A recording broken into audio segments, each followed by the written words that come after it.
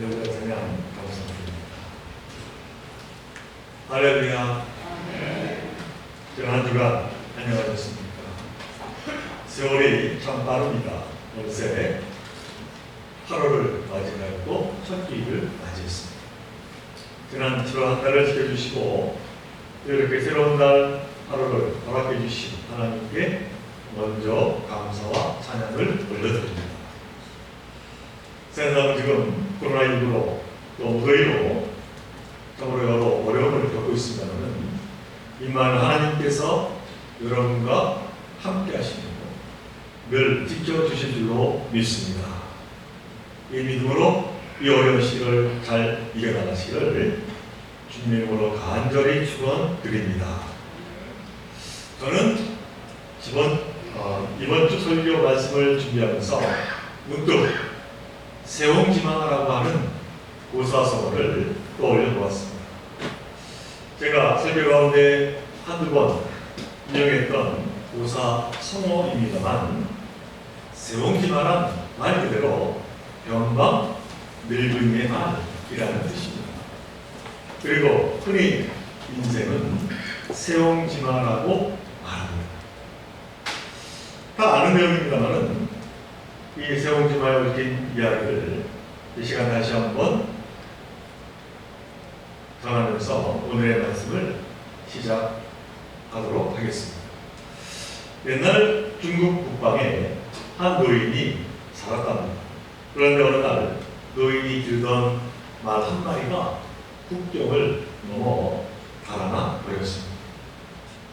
시골에서 말 한 개를 잃어버리는 것은 큰 재산을 잃은 것과 마찬가지입니다. 그러기에 동네 사람들이 안타까운 마음으로 찾아와서 위로합니다. 그러자 그 노인은 이 일이 오히려 복이 될지 누가 알겠느냐 이렇게 대답합니다. 아니나 다를까 얼마 후에 그 말이 돌아왔는데 아주 준수한 말을 함께 데리고 오는 게 아니겠습니다. 동네 사람들이 찾아와 부러워하며 축하했습니다. 그러자 노인은 이 일이 나에게 화가 될지 누가 알겠습니까? 하면서 그저 감사하게 대답을 했습니다. 정말로 노인의 아들이 그 중간을 타다가 떨어져서는 다리가 부러지고 말았습니다.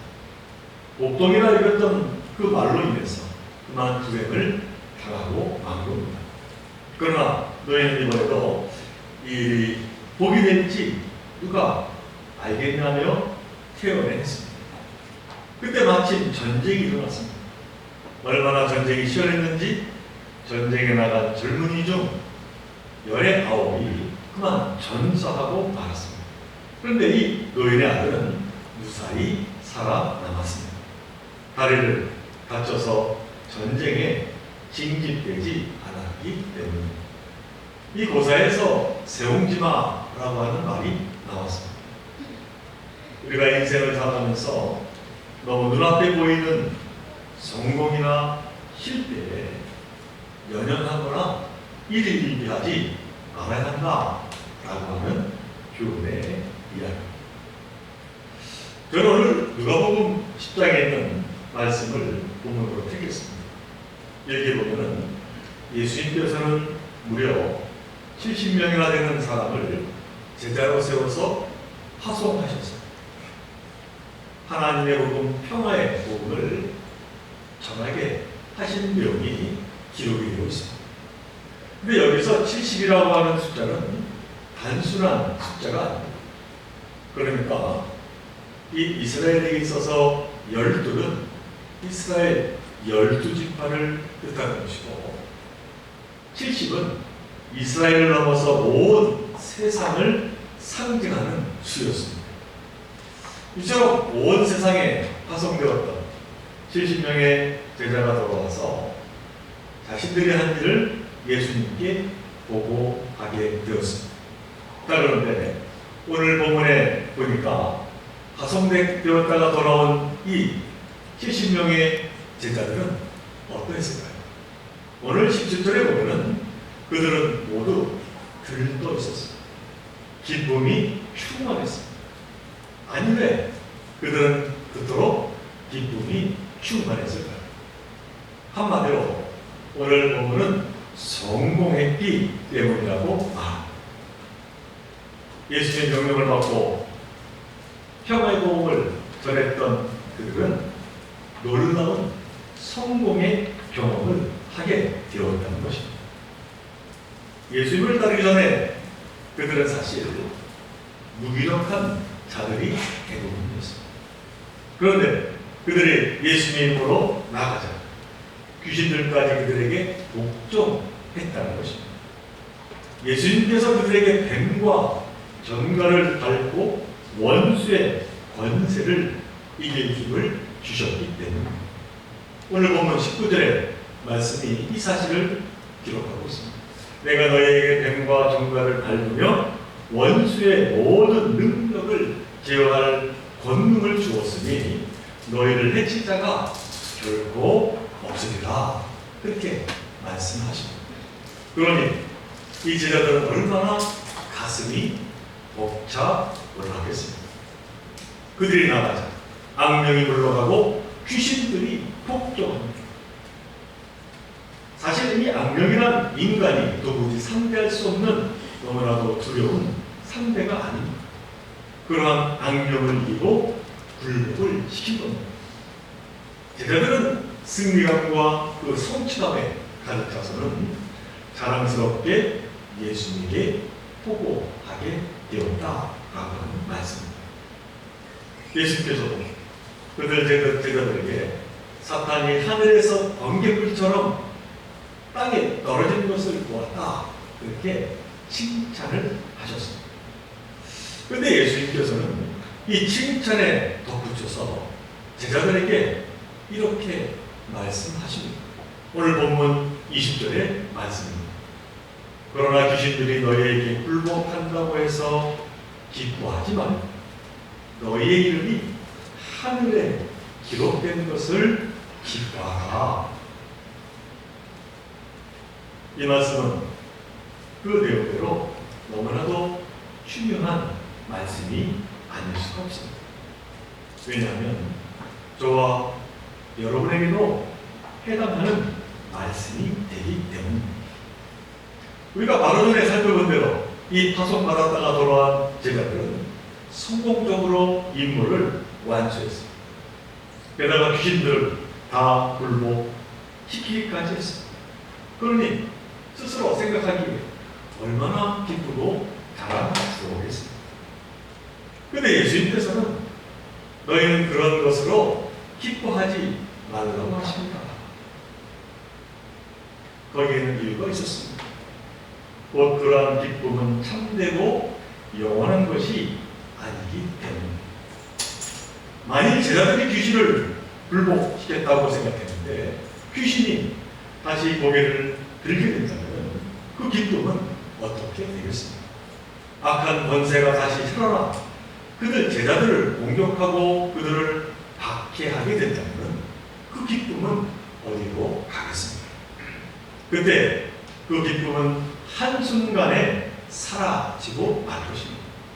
따라서 그러한 성대에 좌우하는 기쁨은 참되고 영원한 기쁨이 될 수가 없다고 예수님이 말씀하고 계십니다.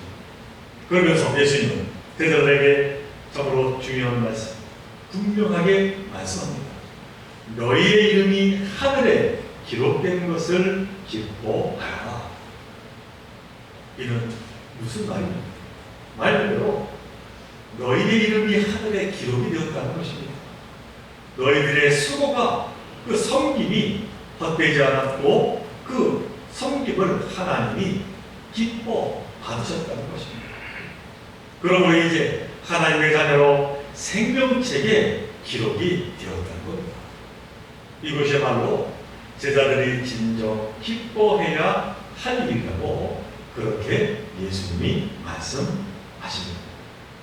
사랑하는 우리 종교의 성도 여러분, 물론 우리가 세상에서 선거하는 것 기쁩니다. 그런데 그것보다 더 기뻐해야 합니다. 우리 이름이 하나님의 생명책에 기록되었다. 우리가 하늘 백성이다. 이것이 바로 저와 여러분의 기쁨의 근원이요 근거가 되시길 간절히 바랍니다. 자, 근데 여기서 우리가 명심해야 할 것이 있습니다. 그것은 다름 아니라 우리의 이름이 하늘에 기록된 것은 정작 우리가 이룬 것이 아니라는 사실입니다. 내가 성취하고 내가 성공한 게 아닙니다. 우리의 힘으로, 우리의 업적으로 우리의 이름을 하늘에 기록한 것이 아니라라고 하는 사실입니다. 하나님께서 다만 은혜로 우리의 이름을 하늘에 기록하셨다라고 하는 사실입니다. 이는 오늘 예수님이 분명하게 말씀하신 내용입니다. 우리가 읽은 본문 17절에서 예수님의 제자들은 그들이 거둔 놀라운 성공으로 기쁨에 가득 찼다, 그렇게 말씀합니다. 그런데 21절에 보면 예수님도 기쁨에 가득 차셨다고 기록이 되고 있습니다. 그런데 여기서 예수님은 왜 무엇 때문에 기쁨으로 가득 차게 되었을까요? 오늘 본문 21절 전반부는 예수님이 무엇 때문에 기뻐하셨는지를 분명하게 밝히고 있습니다. 그때 예수께서 성령으로 기뻐하시며 이르시되 하는 말씀. 그러니까 제자들이 스스로 성공을 이루었다고 독지되어 기뻐했던 것과는 다르게 예수님은 성령으로 말미암아 기뻐하셨다는 겁니다. 다시 말하면 제자들의 기쁨이 성공의 기쁨이라면 예수님의 기쁨은 거룩한 영, 곧 하나님의 영으로 인한 기쁨임을 말씀하고 있는 겁니다. 하나님으로 말미암은 기쁨, 그 기쁨을 예수님은 가지셨다, 성경은 말씀하고 있습니다. 그런데 예수님께서처럼 성령으로 기쁨이 가득 차서 기도하시는 내용이 성경에 기록되고 있습니다. 그리고 그것은 세상에서 말하는 성공과는 거리가 멀었음을 보게 됩니다. 아니, 인간의 잣대로는 그것이 성공이 아니라 실패처럼 보였음을 우리가 보게 됩니다. 마태마가 누가 요한복음에서 보면 예수님은 갈릴리를 싹으로 예루살렘으로 나가면서 하나님의 복음을, 하늘의 복음을 전하셨습니다. 그런데 그 결과가 어땠습니까? 엄청난 성공을 거두셨습니까? 아닙니다. 예수님께서 복음을 전하셨을 때 높은 지위에 있는 사람들, 잘난 사람들, 지도자들, 그리고 종교인들, 더 나아가 지혜롭다는 사람들, 그들은 예수님의 복음을 듣지 않았습니다. 그저 변두리에 있는 사람들을 얻었을 뿐입니다. 기껏 열심히 복음을 전파했는데 그 결과가 그러하니 예수님은 얼마나 실망스러웠겠습니까? 그런데 그게 그렇지 않다고 예수님이 기도하고 계십니다. 오늘 본문 21절 그 말씀에서 예수님은 이렇게 기도를 드리십니다. 천지의 주제이신 아버지, 이것을 지혜롭고 슬기 있는 자들에게는 숨기시고 어린아이들에게는 나타내심을 감사하이다.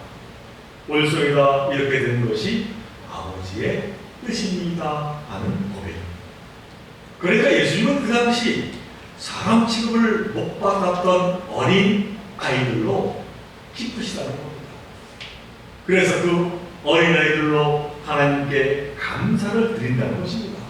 왜냐하면 그 어린 아이들 또한 하나님의 소중한 피조물이기 때문입니다. 이 아이들에게 복음을 열어주신 것은 다만 하나님의 은혜라는 것입니다. 이처럼 예수님은 인간의 성취와 성공이 아니라 다만 하나님의 은혜로우신 뜻을 바라보고 거기에서 참 기쁨을 얻고자 하신 것입니다. 언젠가 사람이 하루에 몇 번이나 웃는 일을 조사해서 통계를 낸 일이 있었습니다. 웃음이 사람의 건강과 질병 치료에 너무나도 중요하기 때문입니다. 웃는 사람이 그렇지 못한 사람보다 훨씬 치료 효과가 뛰어나고 건강하다고 합니다. 한번 마음껏 웃는 것만으로도 이 에로빅 체조를 10분만큼 한 만큼 운동에 효과가 있다. 그러한 결과가 있습니다. 이처럼 웃는 것이 너무나 중요한데 그 결과가 어땠을까요?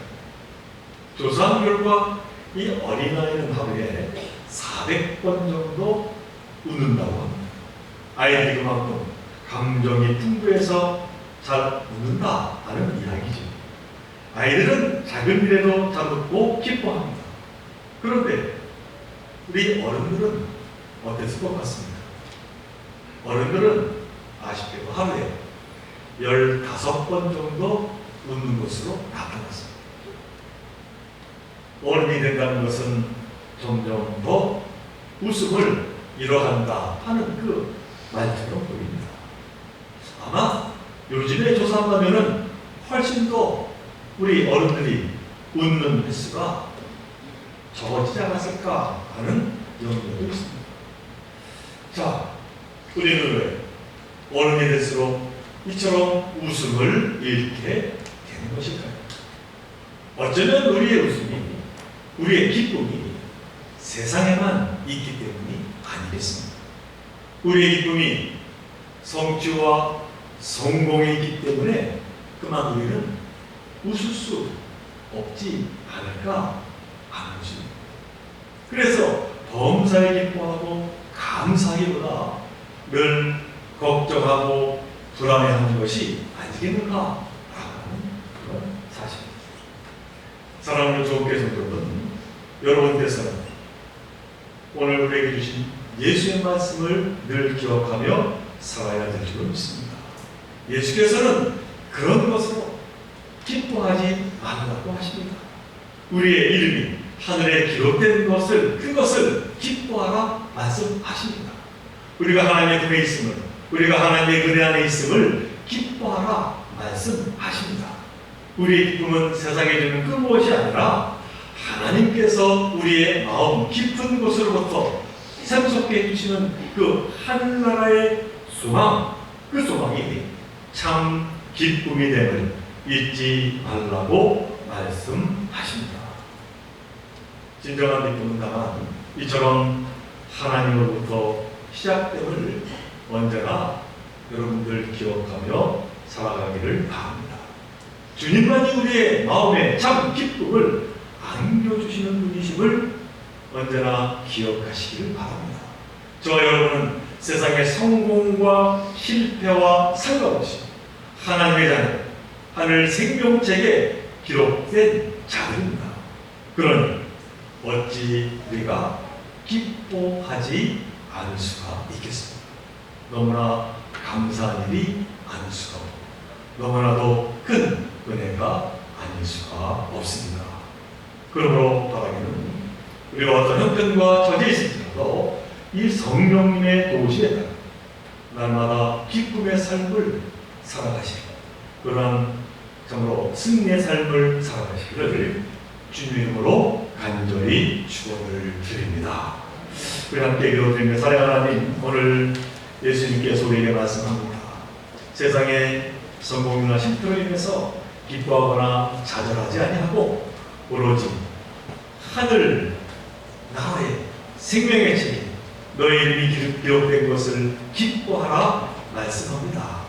이 말씀 언제나 잊지 아니하며 세상을 이기며 살아가는 저희들 모두가 되게 하여 주옵소서.